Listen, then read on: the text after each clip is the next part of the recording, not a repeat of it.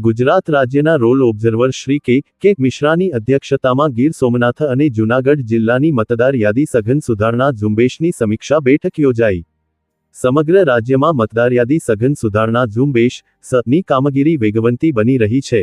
આ અનુસંધાને ગુજરાત રાજ્યના રોલ ઓબ્ઝર્વર શ્રી કે મિશ્રાની અધ્યક્ષતામાં જિલ્લા કલેક્ટર કચેરી ઇણાજ ખાતે ગીર સોમનાથ તથા જૂનાગઢ જિલ્લાની મતદાર યાદી સુધારણા પ્રક્રિયાની સમીક્ષા બેઠક યોજાઈ હતી।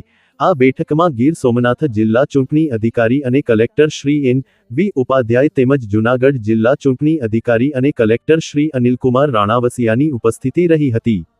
બેઠક દરમિયાન પાવરપોઈન્ટ પ્રેઝન્ટેશન દ્વારા બંને જિલ્લાની મતદાર યાદી સઘન સુધારણા ઝુંબેશની વર્તમાન સ્થિતિ અંગે વિગતવાર માહિતી રજૂ કરવામાં આવી હતી।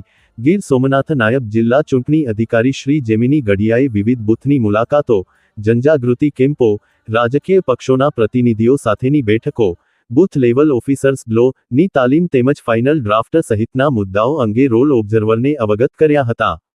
જ્યારે જૂનાગઢ નાયબ જિલ્લા ચૂંટણી અધિકારી શ્રી નિકુંજકુમાર ધુડાએ સ્વીપ એક્ટિવિટી, વિશેષ કેમ્પો, બૂથ મુલાકાતો, વિધાનસભાવાર મતદાર યાદીની સ્થિતિ, મેપિંગ નોન મેપિંગ, હેલ્પડેસ્ક તથા BLO/BLA મીટિંગ્સ અંગે વિગતવાર માહિતી રજૂ કરી હતી। બેઠક દરમિયાન 90 સોમનાથ, 91 તાલાલા, 92 કોડીનાર, 93 ઉના તેમજ 85 માણાવદર, 86 જૂનાગઢ, 87 વિસાવદર, 88 કેશોદ અને 89 માંગરોળ વિધાનસભા મતવિસ્તારોની કામગીરી અંગે પણ સમીક્ષા કરવામાં આવી હતી। રોલ ઓબ્ઝર્વર શ્રી કે મિશ્રાએ ભારતના ચૂંટણી પંચના હેતુ પાત્ર મતદાર રહી ન જાય અને અપાત્ર મતદાર સામેલ ન થાય ને ધ્યાનમાં રાખી કામગીરી વધુ ઝડપી અને અસરકારક બનાવવા સૂચનો આપ્યા હતા।